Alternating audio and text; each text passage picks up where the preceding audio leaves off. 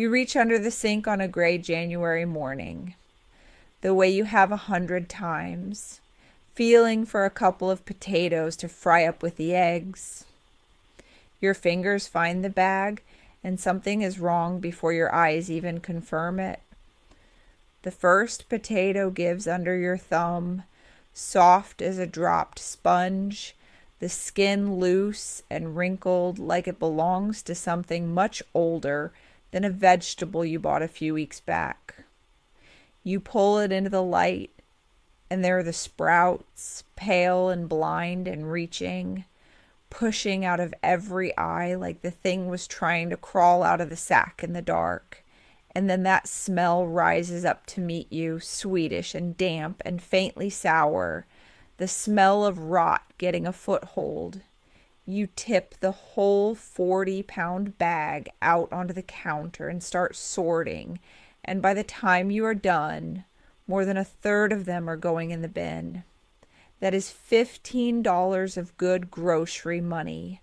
Money you counted out at the register not 1 month ago. Headed straight for the trash before the coffee is even poured. Here is the part that ought to make you set the pan down. That better morning was already yours for the taking. For about $5, no electricity, no special contraption, no cellar dug under the house.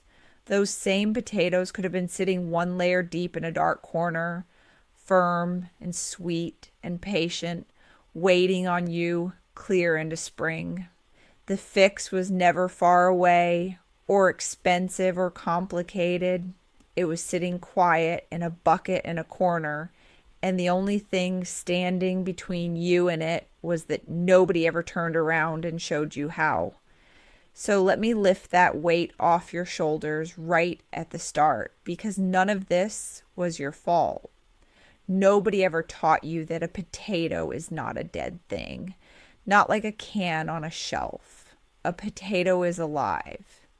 It is a living root that only sleeps inside a narrow little window of cool and dark, and the moment it gets warm, it wakes right up and goes looking for spring. That warm cupboard under your sink with the pipes running behind it and the heat of the house pressing in, that is springtime as far as the potato is concerned. So of course it woke. Of course it reached for the light and spent itself down into those pale sprouts. It was doing exactly what it was made to do. You were never told about that window, and you cannot keep a thing inside a window you were never shown. Now let me tell you about something I saw not 2 weeks past that put this whole matter fresh in my mind. I stopped by a plain neighbor's place on an errand near the end of February, when the ground outside was still locked hard and the wind had teeth in it. She walked me out through her breezeway, that little covered passage between the house and the summer kitchen, where the cold sits still and even, and there against the far wall stood a plain bucket with a wooden lid resting on top. She lifted that lid and reached down past a layer of slightly damp sawdust and drew up a handful of potatoes, and I want you to hear this. They were firm. Not one soft spot, not one blind sprout groping out, not one whisper of that sour smell. They were as sound and heavy in her palm as the day they came up out of the row in October. Late February, deep winter. No cold box humming in a corner. No wire run to the wall, and she was pulling supper out of a $5 bucket like the garden had never gone to sleep at all. She just smiled and set them in my hand so I could feel it for myself. That stony firmness that says a potato is still resting easy. And I stood there in that cold breezeway holding those good sound potatoes. And my mind went straight back to every bag I ever tipped soft and stinking into a bucket, every dollar I ever carried out the door, because I did not yet know the simple thing this neighbor knew. That is the loss I mean to spare you. Not the potatoes only, though the Lord knows food is dear and getting dearer, but the sting of standing at your own counter, watching money you already worked for go soft in your hands.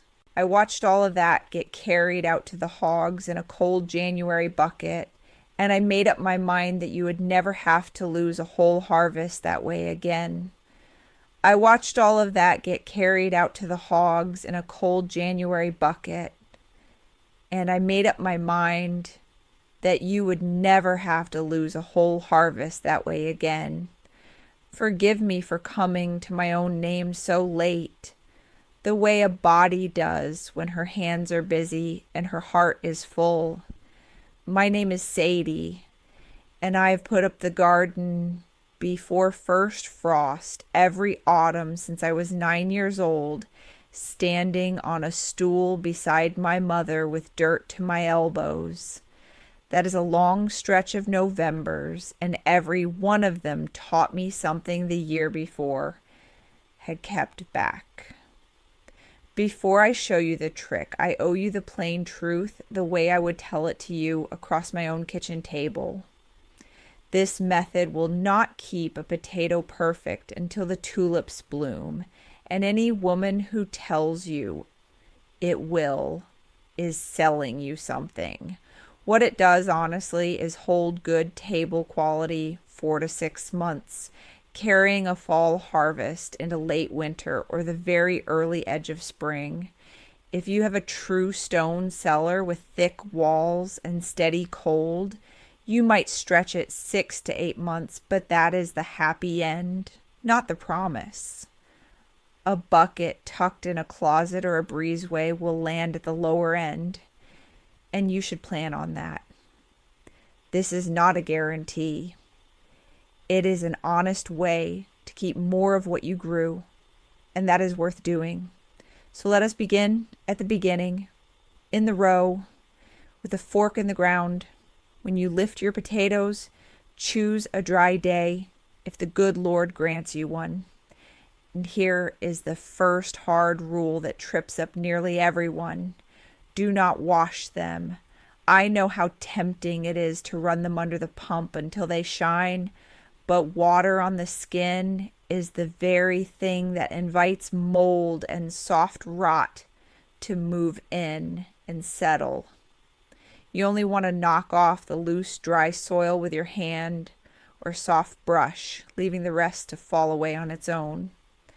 The tell you are looking for is a skin that feels dusty and dry to your fingertips, almost a powdery, never slick or damp. If a potato feels cool and slippery, set it in the sun a spell and let it dry before it ever goes near your storage. Now let me carry you to the second step, which is the curing. And this is where patience earns its keep.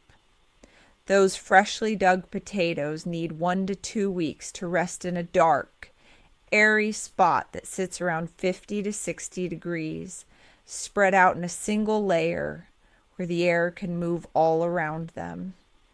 During that quiet week or two, the skins toughen and thicken, and every little nick and scrape from your fork heals itself over like a scab on a child's knee.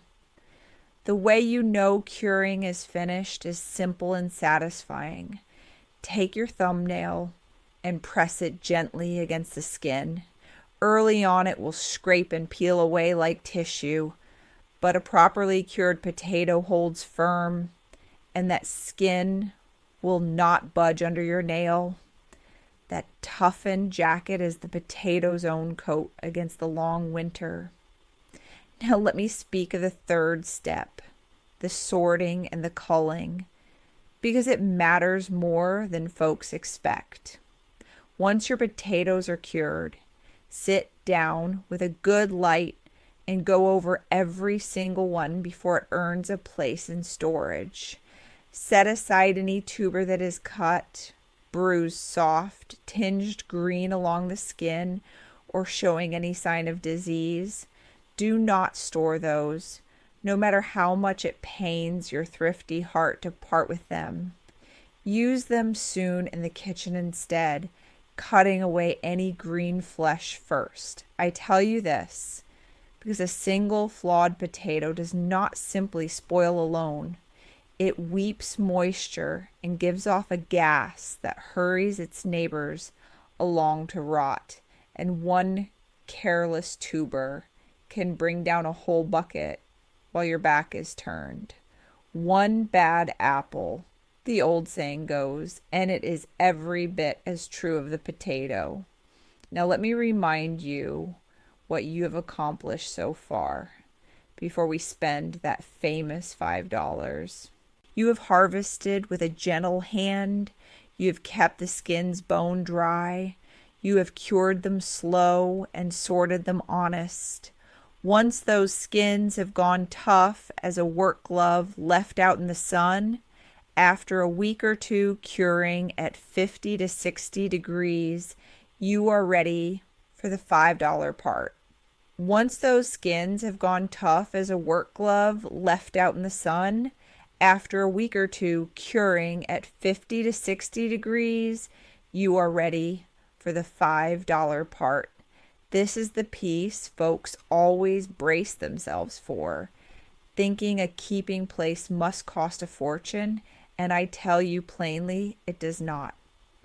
Item 4 is the container, and it is a humble thing, a food-grade 5-gallon bucket, the kind that once held frosting or pickles at a bakery or a deli, runs you about $5 new at the hardware store.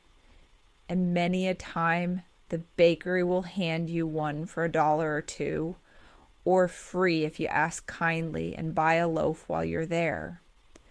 A sturdy wooden crate does the same honest work. Whatever you use, take a nail or an awl and poke a few small air holes around the sides, because a potato is a living thing and it needs to breathe. Seal it up airtight and you invite sweat and rot. A few holes let the air move gentle through, and that is all the breathing room it wants. Now let me walk you through the bedding, which is item 5, and this is the heart of the whole method. You lay your potatoes 1 layer deep, and here is the rule I want you to carry in your mind: none of them touching its neighbor. Give each one a little room of its own. Then you nest them down in slightly damp sawdust, the free kind you sweep up from any sawmill or wood shop, or in clean sand. Slightly damp, mind you, never wet. That bedding buffers the humidity right up near 90%, and that high moisture in the air is what keeps your potatoes plump and firm all winter instead of shriveling down like an old apple.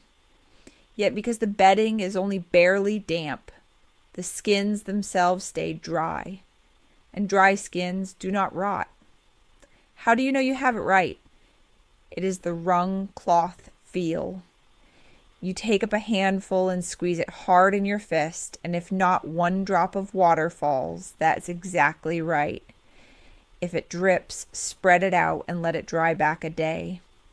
Now let me tell you where this bucket goes, which is item 6, the spot. You want to move it to a dark corner that holds a steady 40 to 50 degrees. An unheated basement corner does beautiful. A root cellar, if the good Lord blessed you with one, is finest of all. A breezeway or cold pantry serves. And if you have no cellar at all, our old people buried a straw and soil clamp right out in the garden, potatoes heaped on straw, covered over with more straw and a blanket of earth, vented at the top. Whatever you choose, darkness matters as much as the cold, because light striking a potato skin turns it green, and green is a warning I will speak more on shortly. Let me put in plain words why the cold does the work. A potato is asleep in that bucket, and it wants to stay asleep. Below about 50 degrees, The little enzymes inside that trigger sprouting slow way down so the potato does not wake and start pushing out shoots and turning its good starch into stringy sprouts. But let that corner drift up past 45 degrees for long, and it typically wakes them within 2 to 3 months, and then all your labor is spent. So steady and cold and dark is the whole song. Now here is the money, and I want you to hear it because 2 of these items pay you back plain as day.